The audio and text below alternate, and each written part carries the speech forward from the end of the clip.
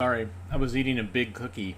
My assistant brought me a big chocolate caramel cookie sandwich, or sandwich cookie, and I took a big bite and I was like, "Oop, I only have 10 seconds left." Anyways, I'm Skip Alzheimer. Welcome to the AV Geeks Lunchtime streaming show. So tomorrow is Home Movie Day, and traditionally, when there's not a pandemic, we set up our gear at a library or some public spot, and we digitize people's home movies and home video. And it's a great time because we get to hear stories and we get to see stuff that people haven't seen before or haven't seen since it was shot. It's really a magical thing, and it's an international event. So lots of places around the globe are doing it tomorrow, October 16th, and then there's also other upcoming events. You can go to homemovieday.com and see what's going on and what events are going on. So I've got two things I'll be doing tomorrow. One is experimental, maybe mildly annoying, doing the AV Geeks Home Movie Day Shuffle, where I'm showing film clips from home movies. All of them are between 15 and 40 seconds in length, and there are literally thousands of them, and so they'll be mixing and matching from all sorts of places. This is for the TikTok generation, and that will start at 10 a.m. tomorrow on YouTube. In the comments, I have put two things that are happening. Tonight I'm going to be with the North Carolina Science Museum. We're going to be showing A House on Haunted Hill.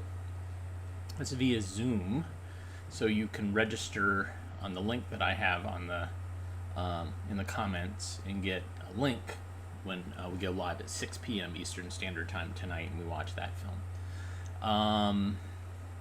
Then tomorrow at 5 p.m. We will be sharing home videos.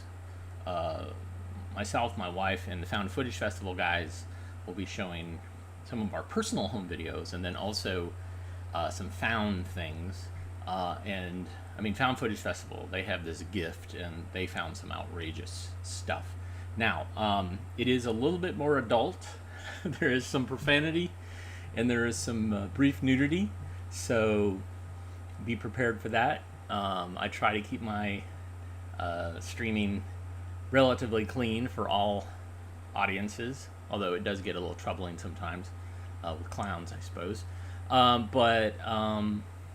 Yeah, this is definitely a found footage event, and they love showing the butts, so there's going to be some butts and some cursing. Anyways, there's a link for that in the it's on YouTube tomorrow 5 o'clock. So much to talk about. Let's talk about the integrity of food. Enjoy.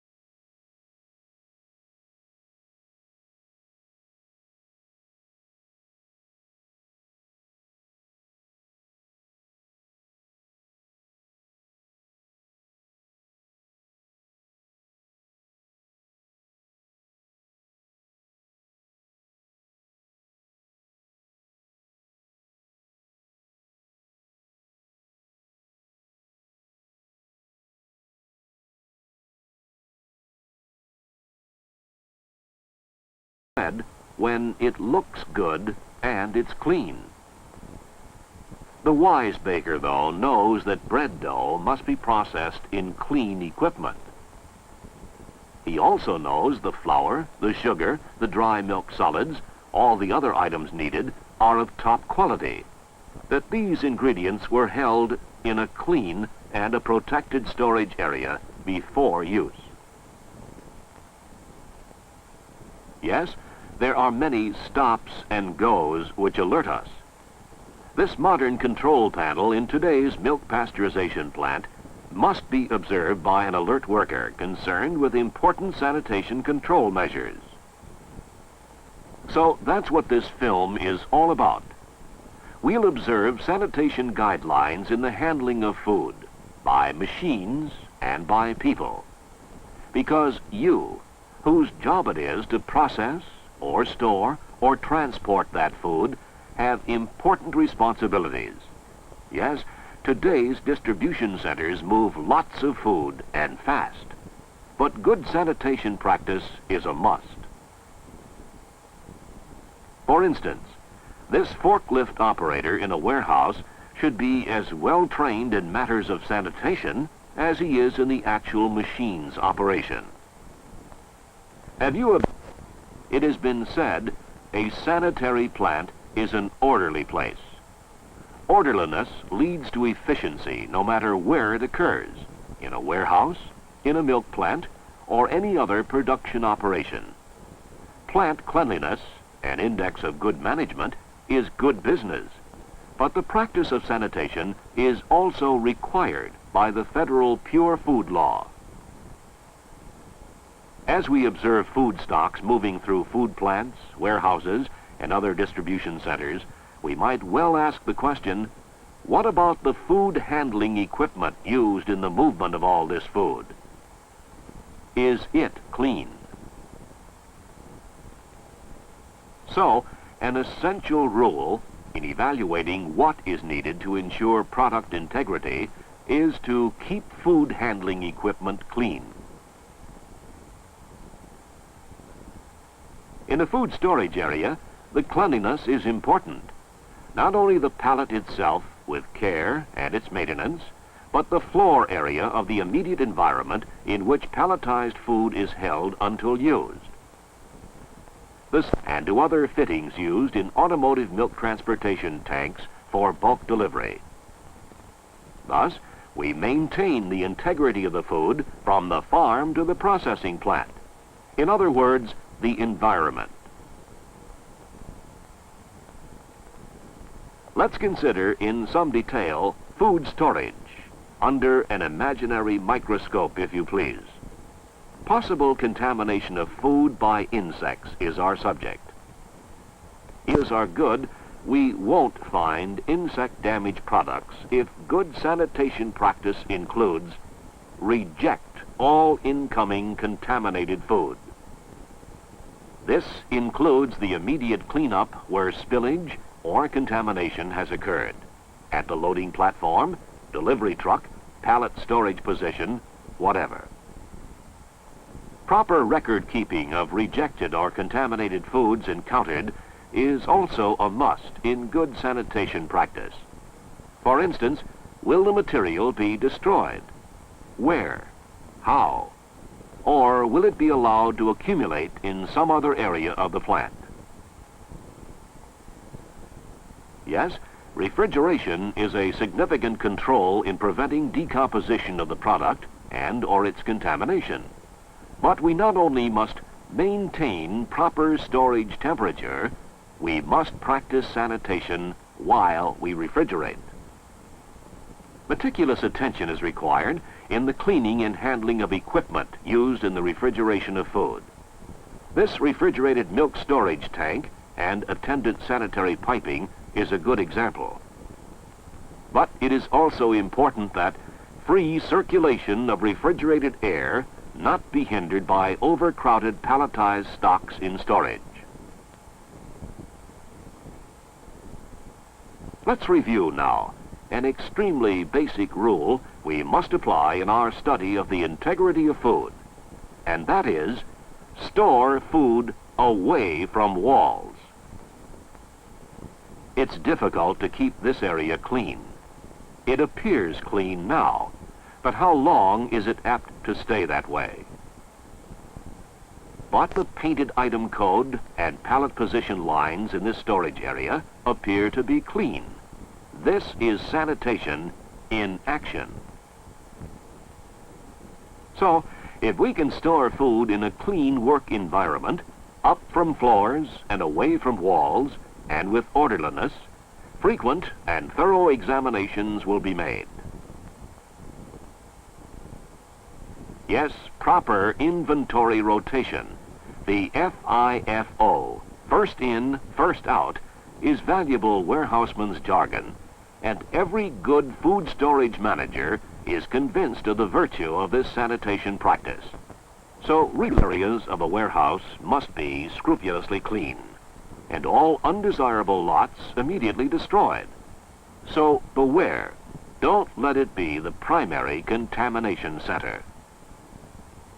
Avoid positive approach in guarding against incidental chemical contamination of food is, do not use or store poisonous chemicals near food.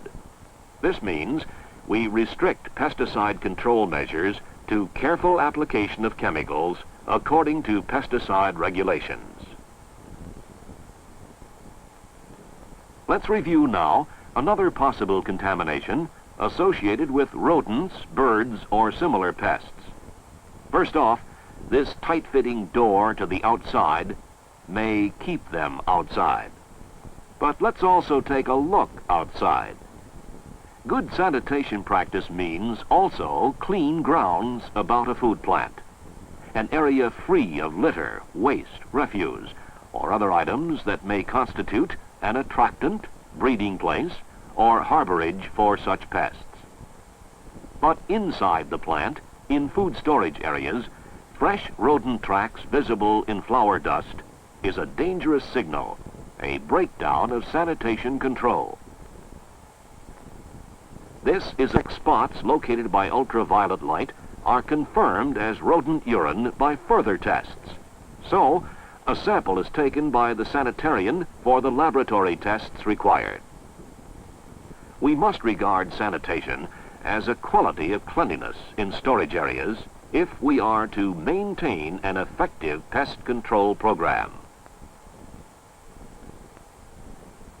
But let's say be a grade A quality product in storage. Or it may, within the meaning of Section 402A, 4 of the Food, Drug, and Cosmetic Act, be adulterated food. Quote, if it has been prepared, packed, or held under insanitary conditions whereby it may have been contaminated with filth, or whereby it may have been rendered injurious to health. Unquote. Every person, and second, reflect positive attitudes in the practice of sanitation. So let's review what you may do in keeping food clean, a prime benefit of good sanitation practice. You can be proud of your immediate workstation, such as a clean pallet and a truly fine product in storage, and be conscientious about it. You can be methodical in what you do, or in simple language, make it a habit to proceed in an orderly manner, whatever you do. Be thorough in how you do your job, which means you take pains in being careful about details. So, you can evaluate requirements needed to ensure product integrity. Become familiar with these general rules, and you will help to make integrity of food a responsible concept of sanitation.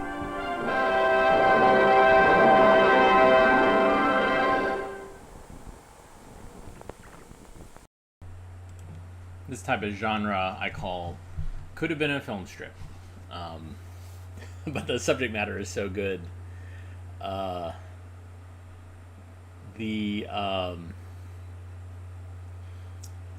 sorry, I was just reading comments. I need to not do that while I'm talking. Yeah, that's rat urine, feces. Good times. Chemicals and food. This next film is actually on the, if I stand over here, the telecine. Wow, this is all got wonked out here. Thank you for someone for telling me to turn on my neon sign. There it is. Anyways, the telecine right here. I have a film queued up. called Chemical Feast, and it's made by NET Television, which was kind of a precursor to PBS. We've actually been digitizing some NET for a university, and I'm hoping to see more films like this in there. There's a wide variety. There's math lectures, there's pretty interesting documentaries, there's more math lectures. So, anyways, here is Chemical Feast. Enjoy.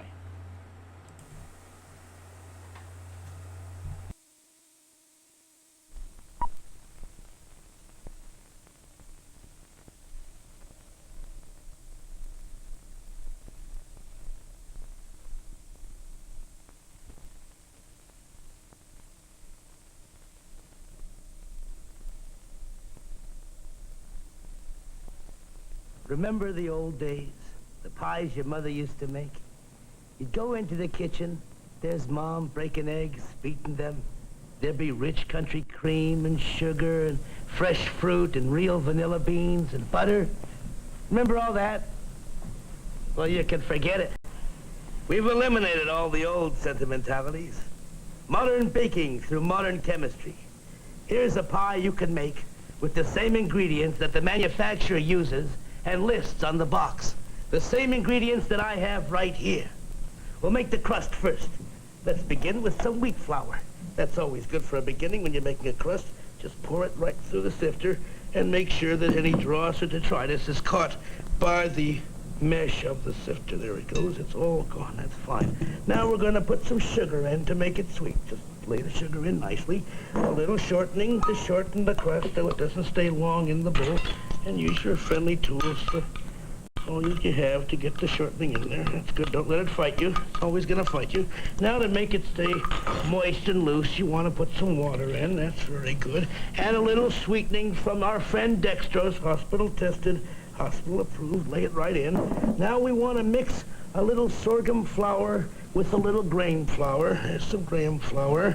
Mix that around and put your sorghum flour in there too and just let it all go in. Make sure you're getting all the impurities out. That's fine. Okay, and a little dash of salt to give it some power and strength so it can stand there proud. Here's some sodium bicarbonate. You want to measure this out carefully. You want to be careful with it too. These spoons, so they stick together like those spoons do. Okay, there's some sodium bicarbonate, and here's its antidote, ammonium bicarbonate. They think of everything, don't they? You might have some trouble finding these, but if you ask around, you might get these ingredients from some friends of yours, or if you know any druggists or chemists. And what's a pie without a little artificial flavoring and coloring? Just put it in there so it looks appetizing. That's fine. We'll just let this set chemically and heat up by itself and go over and make the body of the pie. We're going to start with water. Just lay that water right in the bowl. That's good. And add some corn syrup. It's thick and it's sweet and it's just fine. Lays right in there with the water. Great. Here's some shortening. We have shortening in both sides, in the crust and in the body. Get some help for our friend the wooden spoon. Wooden spoon helps us out to get the shortening in there. Excellent. More sugar just to make it sweet. Here's our sugar. Sits there with the shortening and the sugar and the dextrose. And now we get to the interesting part. Here they come. Here are whey salts, fresh from Bossy to you. Lay that right in there. Mix it around. Make sure you have enough. That's dairy fresh, dairy approved. Sits right in there. Now we're going to food starch modified. What are the modifications? No one knows, but they've been modified for some years. That sits in there, makes it thick too. More dextrose, more sweets behind the sweets. That sits in there.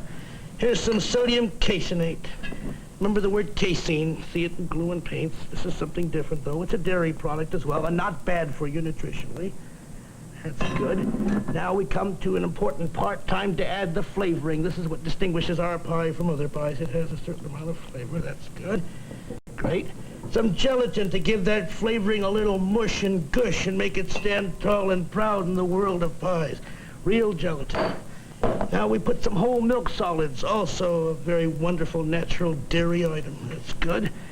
Monosodium and diglycerides. This is an emulsifier. Make it hang together. Hang together and stay sloppy in your tummy. Another dash of salt, just a little.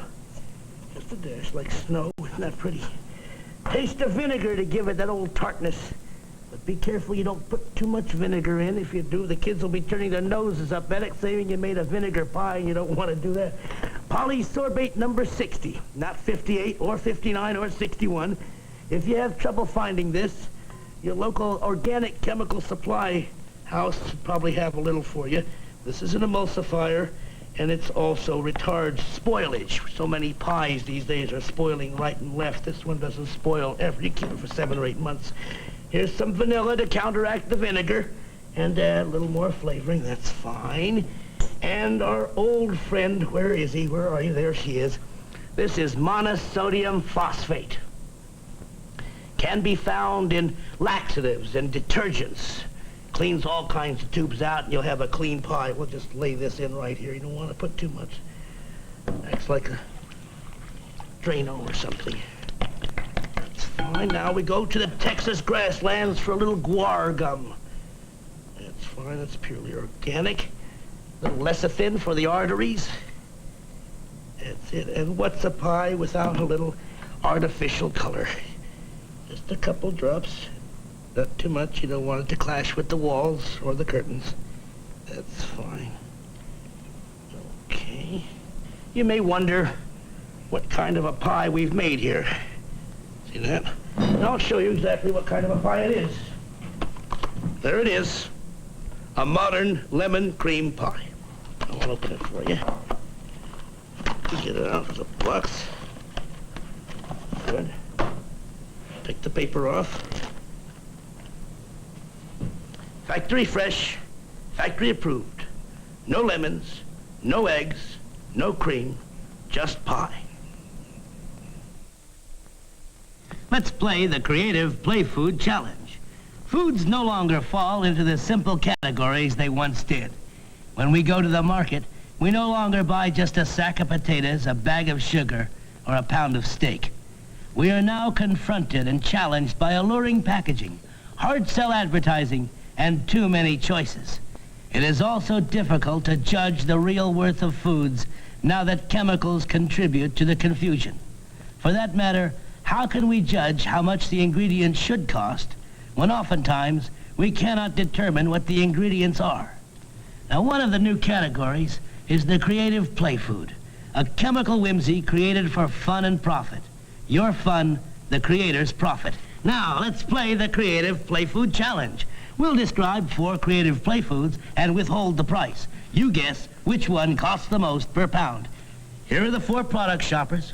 Bear the price in mind. Here's number 1. A truly revolutionary product, Fruit Loops. So sweet, it could be called the first breakfast dessert. Up to now, no one wanted a dessert for breakfast, but it took a kind of genius to whip up some sugar, some blended flour and flavoring, secretly process it, and call the results a loop. They don't call it a cereal, but what's a loop anyway? It's the first breakfast dessert, and it doesn't need any sweetening. You wouldn't want more sugar. Now let's take the word fruit, spelled F-R-O-O-T, and for good reason. If they spelled it F-R-U-I-T, then they'd have to put real F-R-U-I-T in it. This 7-ounce box, Fruit Loops, cost 41 cents. This is not an ordinary potato product, and it's not made from ordinary potatoes. Potato crisps are partly dehydrated potatoes, and the rest degermed yellow corn grits, and 8 chemicals and preservatives blended together to give you a taste just like ordinary French fried potatoes.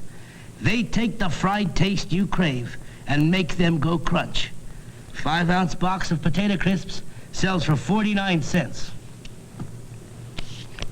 Here's an old favorite of kids everywhere.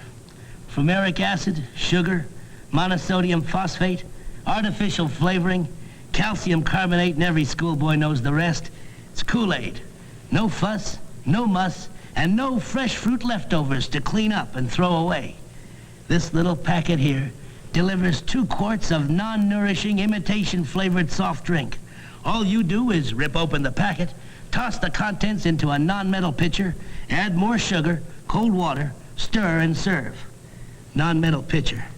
What would it do if you put it in a metal pitcher? There's a lot of thought there. A lot of care and thought went into the creation of Whip and Chill, the one rich dessert you can play with while you make. You can whip it up or let it barely feel the lash of your beater. Vent your aggression on your food. Whip and Chill, the fulmination of 20th century sophisticated technology. Not the kind of dessert Mother would make, but some mothers or fathers over at General Foods knew what happens when you mix propylene glycol monostearate with sodium silicoaluminate, sodium stearoyl 2 lactylate, and acetylated monoglycerides. Abracadabra, deluxe magical dessert mix. Those mothers knew. They concocted a magical dessert mix. Not a pudding, not a cream. A chemical dessert dream. 29 cents for a box, 4-ounce box of Whip and Chill. Here's the quiz. Which of these did you like best? Which one do you think is the most expensive? Now, shoppers, choose amongst Whip and Chill, Kool-Aid, Fruit Loops, Potato Crisps. Here's the question. If each of these weighed a pound, which one would cost the most? Right. Here's the answer. Fruit Loops by the pound cost 93 cents. Whip and Chill goes for $1.16. 16 ounces of potato crisps will give you $1.56 worth of goodness. And here's the winner, Kool-Aid. And the reason why the non-metal pitcher is smiling is Kool-Aid by the pound costs $5.80.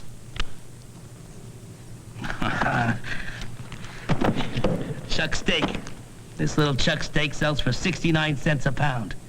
Can you imagine what it's going to cost when it becomes sizzling steako bits and joins the ranks of the play foods? Try to imagine that. Go ahead. I'll leave.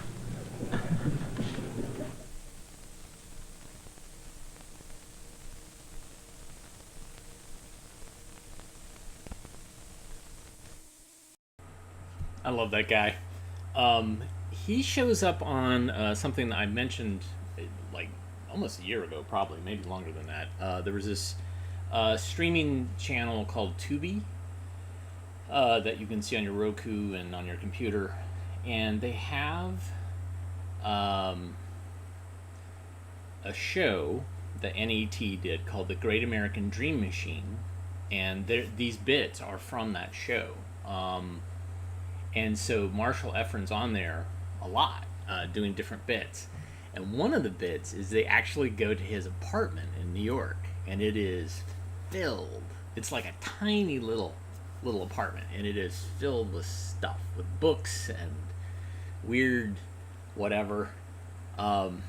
Definitely makes me, go like, ooh, that's probably how I would be living. He also, of course, has cats. But I dig that guy a lot. He, the consumer aspect of this is pretty amazing. And like I said, I have other ones of these on film. And so we might dig some more of those up at some point. Really great. So this film is from the Craig Baldwin archive. Craig Baldwin, of course, is an amazing filmmaker who's based in San Francisco in the Mission District. He also does a screening series called Other Cinema at ATA, and he's a good friend, and we have done screenings there before, and I've had screenings with him here in Raleigh before. Anyways, this is a great film from his collection called Treasures in a Garbage Can. Enjoy.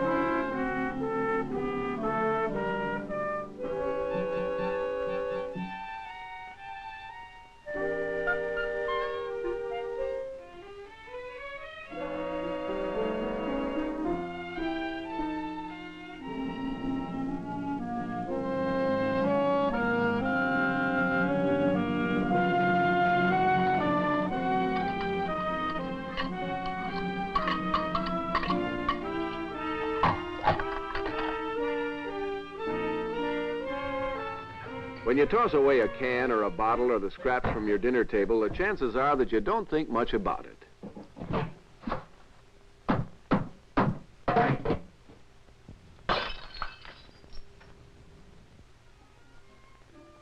Nobody thinks much about it, but it piles up. Your refuse and your neighbors, the refuse of all the people around you. We move it out of our buildings, into our streets and alleys, hundreds of tons a day. If we left it there, it'd pile up until it might in time drive us from our city. Ugly, dirt, dangerous, and unhealthy.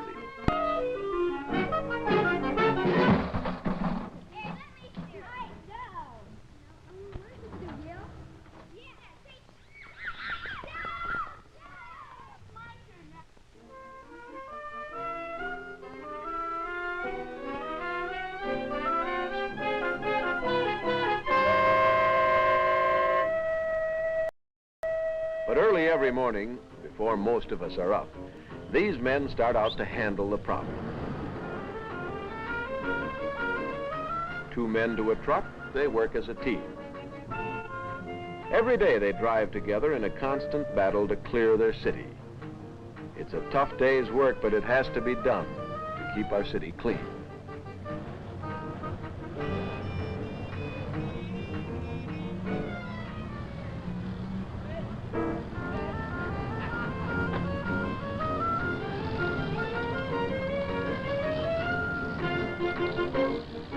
In this city, everyone helps the garbage men. We separate our refuse into 2 containers. One for garbage, the food scraps and waste from our tables. The other for bottles and tin cans, the things we can't burn. We carry our cans and boxes to the curb to save the garbage men time and to cut down the cost of collection. Every day we see these trucks moving through our streets and alleys. We watch these men picking up our refuse can by can. But how many of us really think about them and the job they do? What happens to what we throw away? Is it all wasted? Let's look at the trucks. They're designed to be clean, efficient, and cheap. This type is meant to haul food waste only, not tin cans or glass. Its metal cover is kept closed in traffic and between collection areas. From its step, the loader can quickly pick up the cans we've put out for him.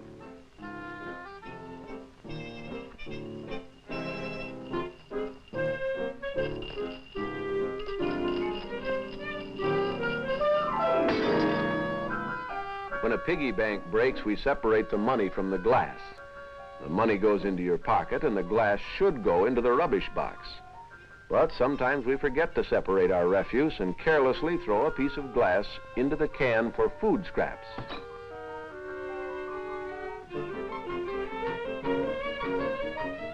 This truck only picks up garbage, leaving tin cans and bottles behind.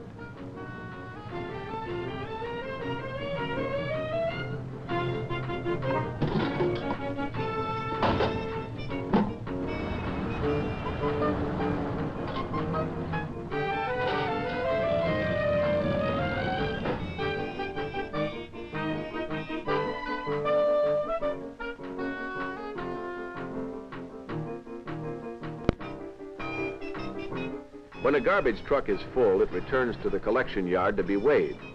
3 tons per truck, hundreds of truckloads a day. These men have finished their garbage route, so the dispatcher has assigned them to a different truck to pick up rubbish.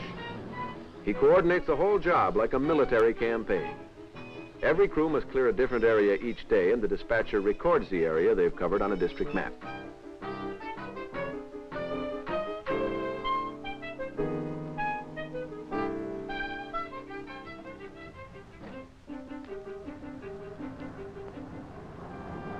The crew empties the truck into an elevated hopper. They use a winch to lift the truck bed because this saves us the cost of buying dump trucks.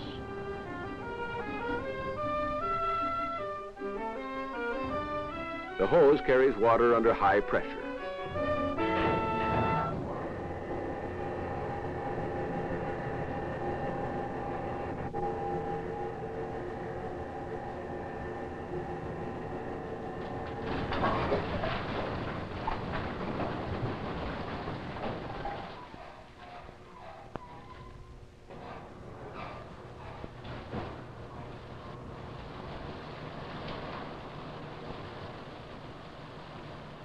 After each load, they flush the inside of the truck.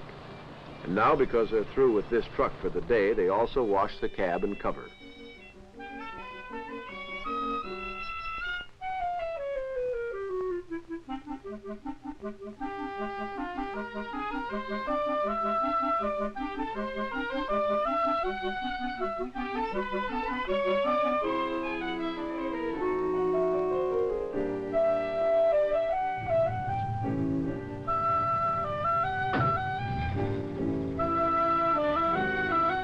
Garbage is transferred from this hopper within a few minutes after it's received.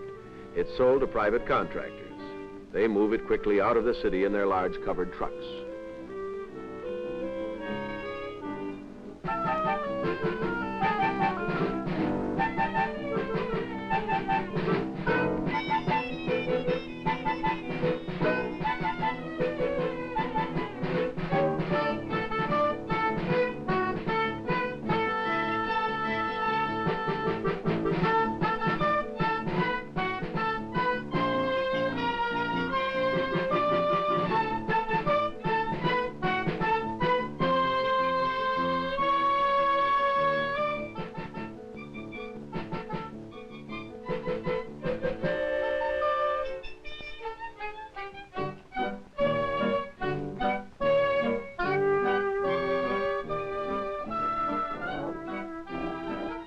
These pigs are waiting for their dinner. And here it comes at last. Like healthy pigs everywhere, they're always hungry. These pigs are fed the scraps of food that people don't eat. They live in clean pens with shade and running water, and every week a government agent inspects them to make sure that they're healthy and well fed. Each pen opens into a concrete feeding alley.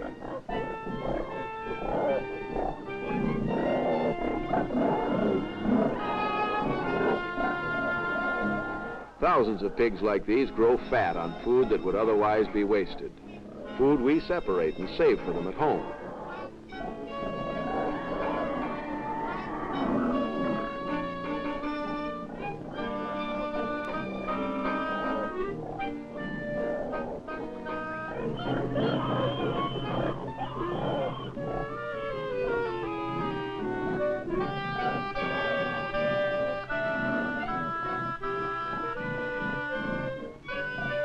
But a tin can or a piece of glass isn't good to eat. That's why we separate our refuse. This broken piggy bank shouldn't be here, but here.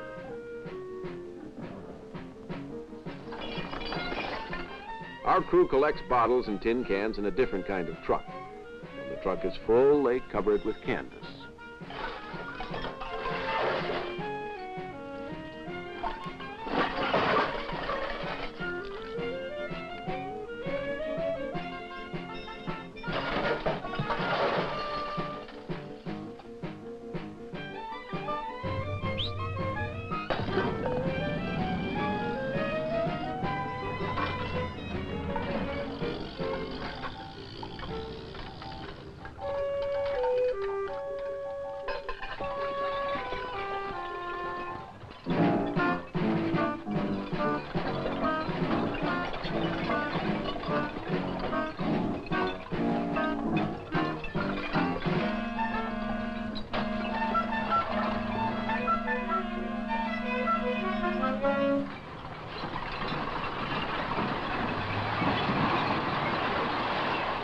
Metal, glass, and other rubbish is sold to a byproducts company.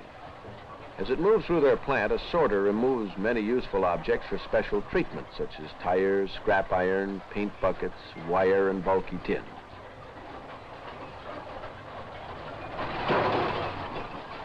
You can find almost anything on this belt if you wait long enough.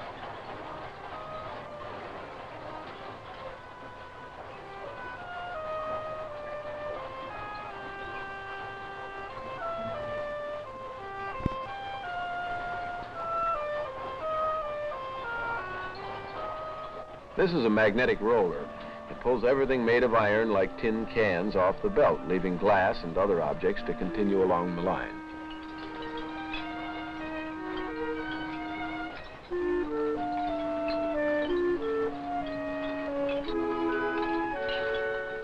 Some bottles like these are set aside. They'll be returned to manufacturers who will sterilize them and use them again. This job takes sharp eyes and close attention. The rest of the glass is sorted into 2 large bins. One for colored glass, the other for clear glass.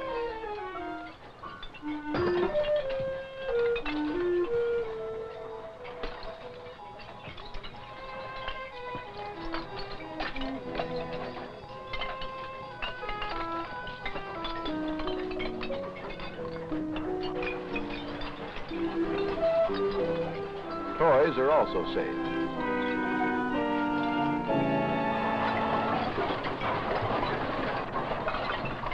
Meanwhile, cans separated by the magnet in this roller move along another belt.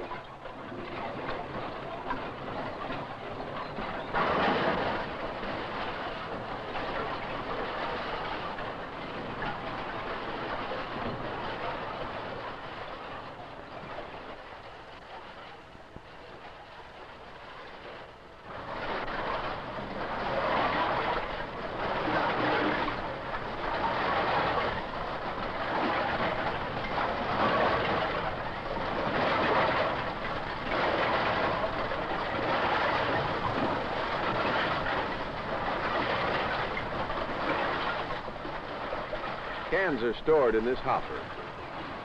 From it, they're drawn off into a furnace where labels are burned off.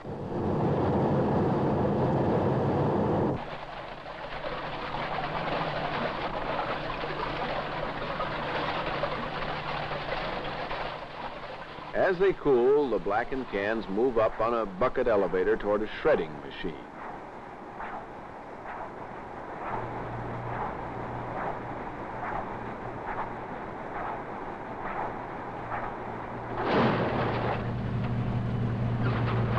Bulky metal that has been pulled out by the sorter is called riffraff.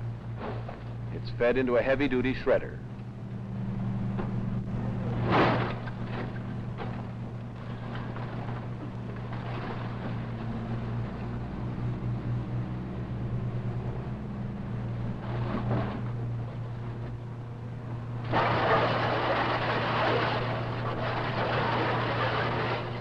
This riffraff is chopped up by rotating steel knives.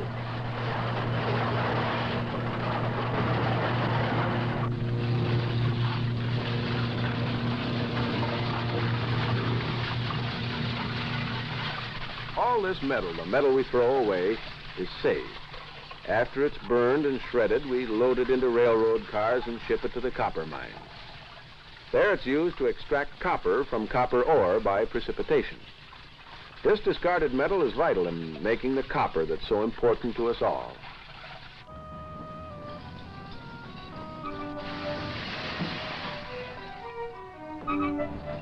This mountain of glass is glass that you have thrown away.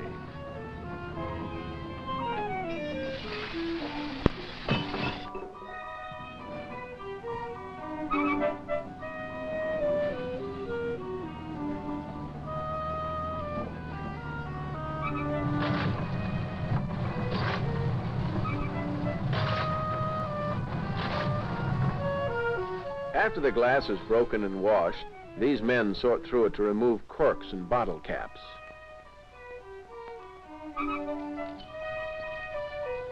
Clean broken glass is called cullet. It's melted down and used to make new bottles. There's some cullet in all ordinary glass. So it goes: bottles, broken glass, cullet, and new bottles again.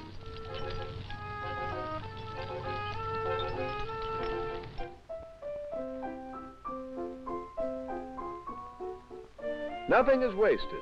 Even discarded toys are collected from all over the city. They're repaired by volunteer workers so that children can play with them again. Every toy is cleaned and given a personal touch.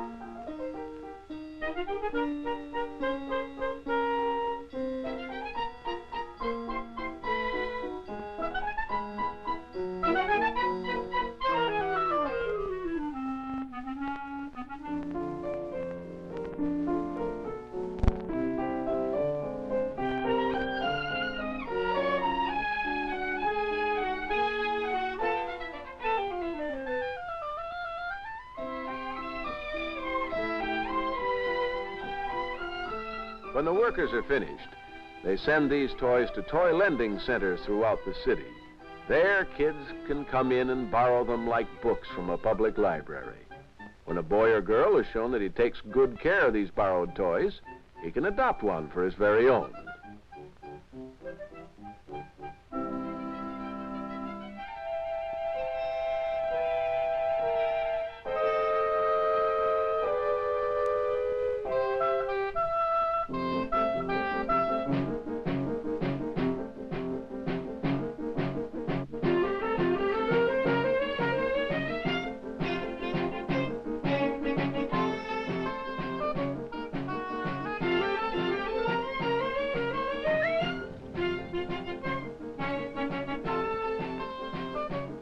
Because we separate our refuse, nothing is wasted. The food we can't eat is fed to pigs.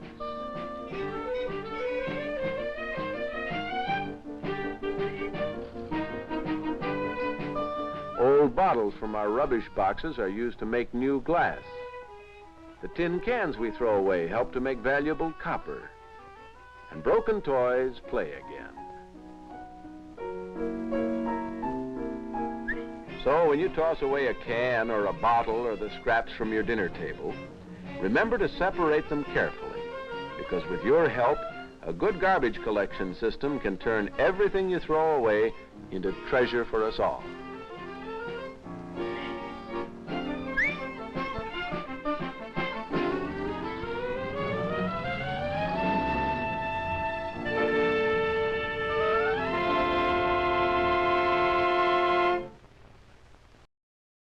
Quaint.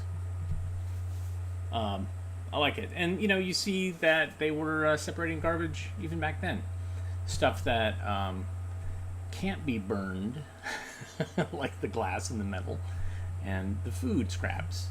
Yeah, fascinating. I mean, you tell a lot about a civilization on how they deal with their trash and their poop and their food.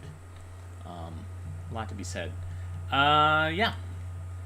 This book's for you.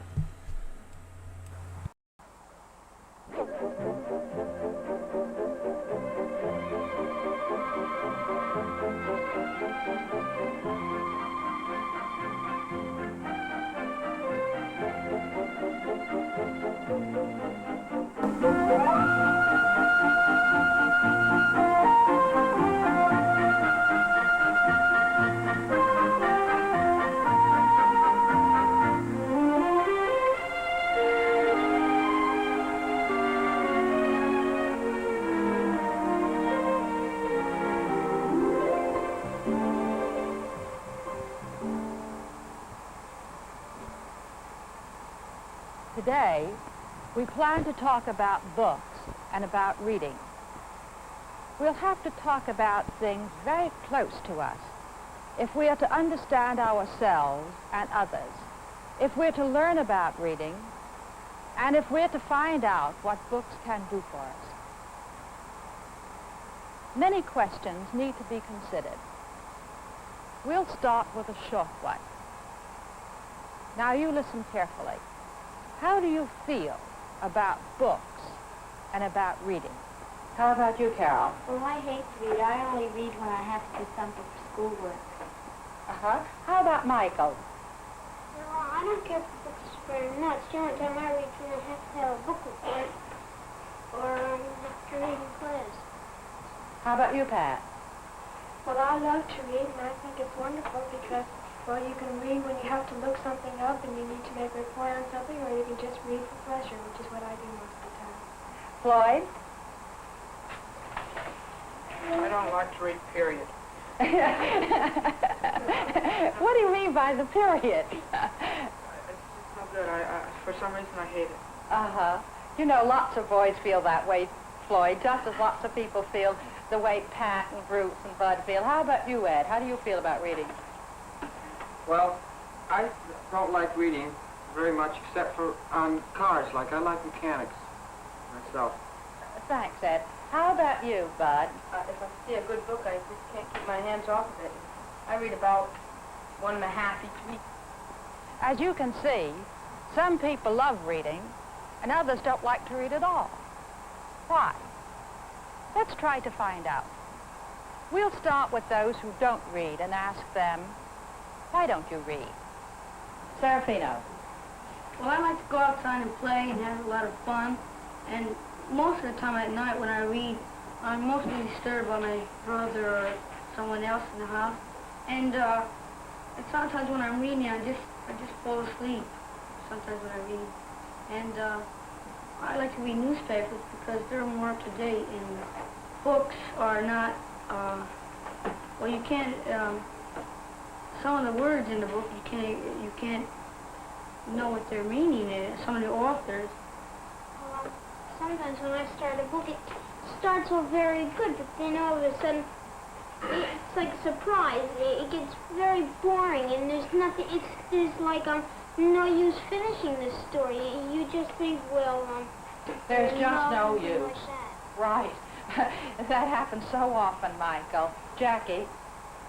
Well, I found out that I don't read as much as I used to because most of the books at the end, it just isn't right. They have books about teenage girls and they have problems just like anyone else. But then at the end of the book, they all end up so nice and pretty, and that's not really true. And I wish authors would write more true-to-life books. And so many other girls agree with you, Jocelyn. Well, I like to read a lot, and I wish I could read more, but the homework we get, we don't have time to read. Well, I think that most children have found that television has taken the place of books because they are also educational and you don't have to read. It doesn't take up as much time. That's true, Ed. But on the other hand, how many of you, after seeing a TV show, have gone to the library to find a book on the same subject? You see, it works both ways. Now, what are some other reasons why people don't read? I have heard boys and girls say that if they read, their friends would think that they're eggheads. Do you think that people who read are eggheads? Well, I don't think they're exactly eggheads because if they didn't read a little, they wouldn't know very much. I rather look up to people who read because I feel that they are quite intellectual when they do, and I enjoy reading myself, and people who do read, I feel, are very smart and are spending their time wisely. Is there anybody who disagrees with Bruce? I don't like to think of people as intellectual or unintellectual. I like to think of them as just other people. And if they read, it's good and fine, but it doesn't make any difference how much I like them or anything like that. Are there any other comments? If not, let's hear from those who do enjoy reading. Tell us, why do you read?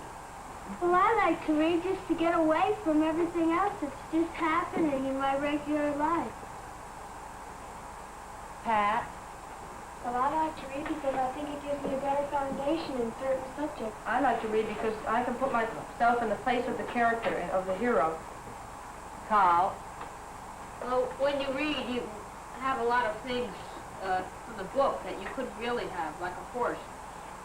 In a lot of books you can read about a horse, but you can't really own a horse a lot of times. Well, it gives me enjoyment, and it makes you feel like you can fit into a crowd if somebody's talking about the latest events that you read in a newspaper or a book that has just come out, and everybody's talking about it. You feel that you know something about it too, and you fit into the crowd that's talking about it. And how about you, Candy? Why do you read? Oh, I love to read. When my friend suggests a new book, I know she's a marvelous reader, and I always just dive right into it as soon as I can get it. Like Ann said, I find it a retreat. If things are sort of going wrong for the day, I go up to my room and read at night, and sort of brings everything about cheerful again, and this works out perfectly. What have you found out about yourself and about others that made you feel that reading was worthwhile? Margaret? Well, I found out that sometimes you complain, you say, oh, why don't I have this and why don't I have that? And then you go and you read and you find out a lot of other people don't have it, and that you're not the only one who has to suffer or go through certain things. There are many other people who... Yes, and that's a good thing. Yes, that's a good thing to learn. Jocelyn. Well, sometimes people are afraid of doing things, and if you're like that and then you read a book about somebody who's in the same trouble and they straighten theirs out, you know how you're going to straighten it out also. Or they help you. Pat? Well, there was a girl in our neighborhood that nobody particularly liked, and finally I brought myself to offer her a book, which I thought was very good. And she read it, and afterwards she was so changed that pretty soon everybody began to like her, and she got a lot more friends. And I think it was partly because she decided that reading was pretty good after all, and then she started reading a lot more. Yes, that might be, Pat. But it might also be that she was so grateful to find a friend who shared her interest. We've heard a few reasons why some of you read. Let's think now about the kinds of books you read. We'll have to put this on the board. Elise, will you go to the board and jot this down, please?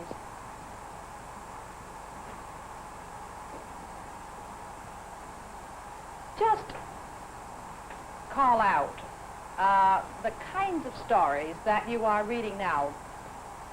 Well, right now I'm reading about astronomy and prehistoric animals. And Terry?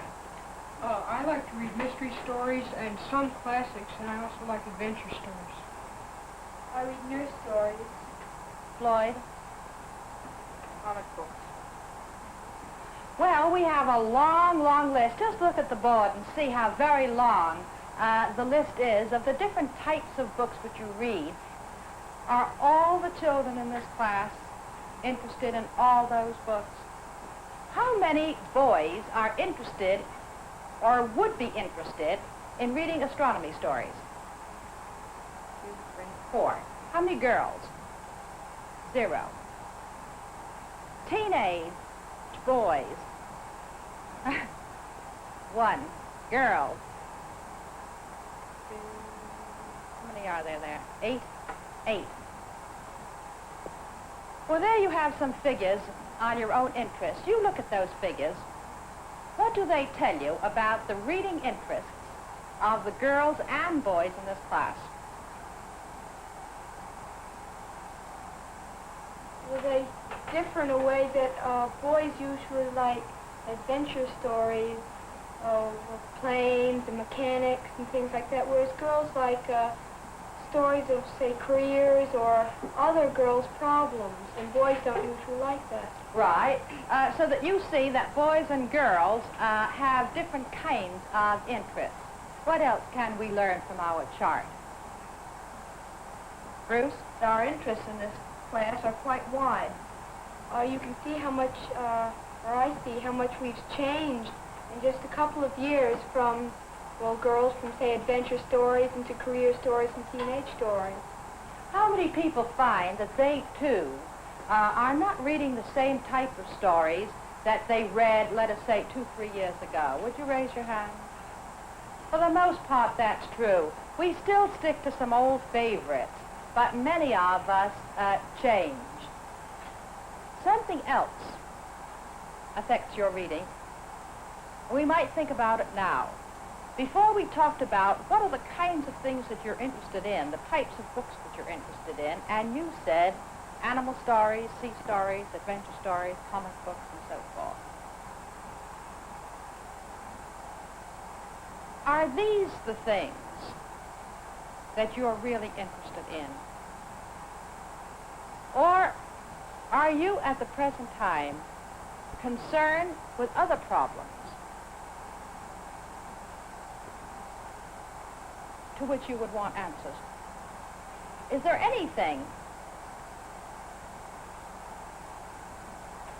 that you want to know more about?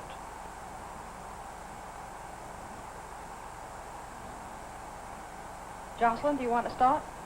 Well, some people are ashamed of their parents or somebody in their family in some way. They're different than somebody else. And I'd like a book on that. Margaret. Yes, as you get older, you sort of get more conscientious of what you look like, and well, I have straight hair, and I sort of wish it was naturally curly, though people who have naturally curly hair don't like it, and it sort of gets me mad when it doesn't come out right, or just doesn't seem to do what I want it to do on certain days, or certain nights it just comes out the wrong way. And so you think you would like some help in that.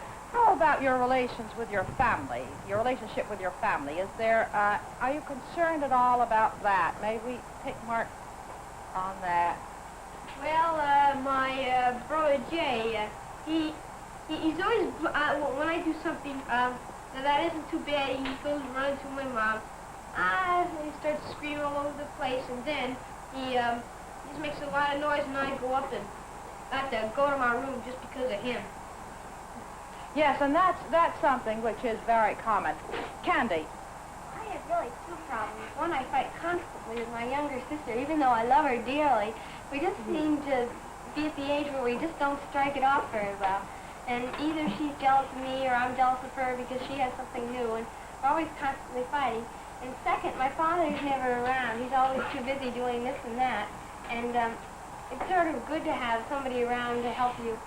Even when you need something, you need a father around, but my father's too busy. He never seems to have the time to do that. If you'd like some help with that, how to solve that kind of problem, what are you concerned about, Ed? Well, I have a friend that started to go to school, and he's having trouble with his mother.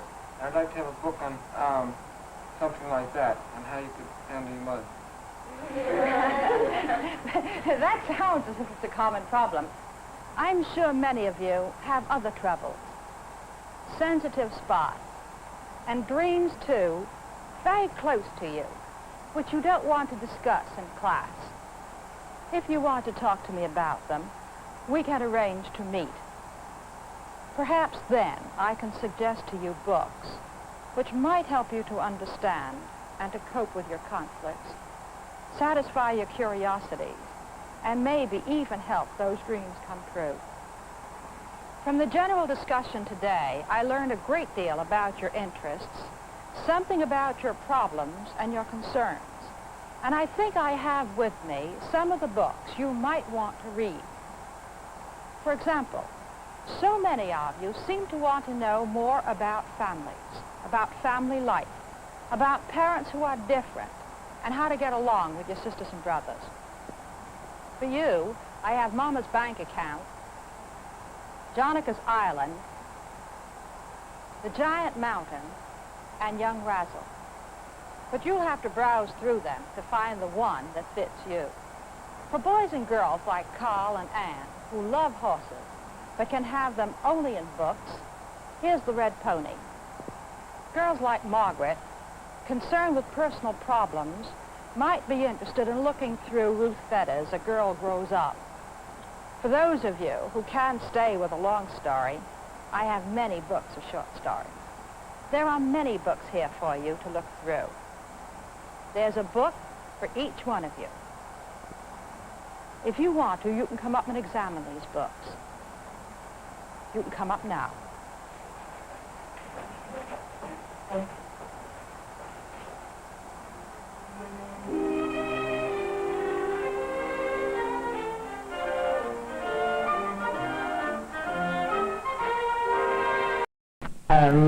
What, may I ask, is a dear little cupcake like you doing with nasty old school books?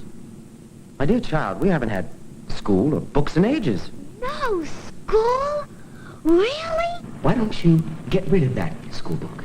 You can drop them in here. It'll get all burned up in there. Well, of course it will, dear child. And so it should. Books tamper with man's basic, natural ignorance. Now, what could be worse than that? But I can't burn this book. It's school property. Nonsense! apple sugar. You just need to get into the mood. Books are not where it's at, teaching you how to spell cat. I know you'd rather play, so why don't you throw all your books away? Books are made for burning, the fire is already yearning to put an end to any learning. 1, 3, 5, 9, throw 'em in the fire's fire. Put the books in the fire, see the flames growing higher. Burning books is our heart's desire. 2, 4, 6, 8, time to incinerate.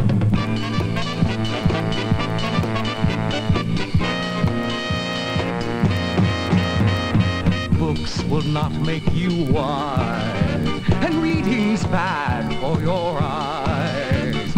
I am sure you agree, so why don't you give all your books to me? Books are made for burning, fire is already yearning to put an end to any learning. This one here is very good about a man named Robin Hood. Put the books in the fire, see the flames growing higher. Burning books is our heart's desire. No, I never liked Tom Sawyer. I won't be a book destroyer.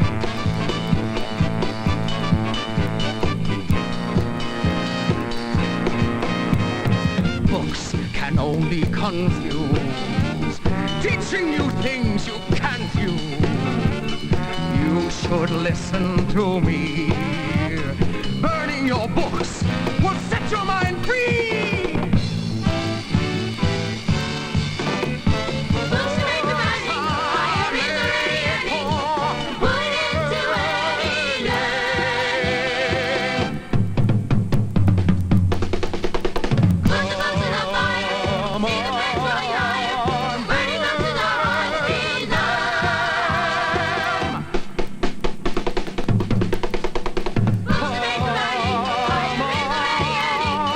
Put it into any learning. No, stop! I didn't see the name, but when someone said they wanted to dress up as a Great Poloni for Halloween, you should do it. And not just Halloween. I think that it's a good look no matter what. It's just like I had my wife watch Wicker Man, the original, for the first time. She had not seen it. And there's Christopher Lee looks so good in that movie. I'm like, man, I want to grow out my hair. There's a scene where he's wearing this like turtleneck and he's got this jacket and his hair is like nuts. I was like, yeah. So I'd definitely dress up for that. And not just for Halloween. Just a good look to have. Thanks everybody for bearing with that last film. That last film, I think, was made for teachers and librarians to come up with ways to talk to kids about, getting them interested in reading and like, what are your reading interests? What are your interests? And getting them to kind of think about that, like how the school library can be this resource and public libraries can be this resource where you can find out more about your interests. And it's kind of early for that type of film to actually have unscripted kids talk. Normally, it's not that way at all. You start seeing that in the late 60s and early 70s, but not so much in the 50s. But I liked how the teacher said figures. Thank you, Jim, for the coffee. Very much appreciate that. You can buy me coffee at buymeacoffee.com/avgeeks. You can go to avgeeks.com and see other things that we have online. And you can hit like, subscribe, all that stuff. We're going to be showing The House on Haunted Hill, and I put links, and I'll put them again in the comments. You have to register to get a Zoom link from the Science Museum. And then also tomorrow on this channel, I'll be doing the Home Movie Day Shuffle, where I'll be showing thousands of clips of home movies. And then at 5 o'clock, we recorded a show with Found Footage Festival where we reveal secrets about ourselves. You get to see what we look like when we were younger, and some interesting coincidences, and also some irreverent home videos, outrageously irreverent. So join us for that. I hope to see you later this evening, and maybe I'll see you in the comments tomorrow. Everybody have a great rest of your day and rest of your weekend. Please rewind and love each other, and we will see you on Monday, or maybe I'll see you later tonight. All right, take care.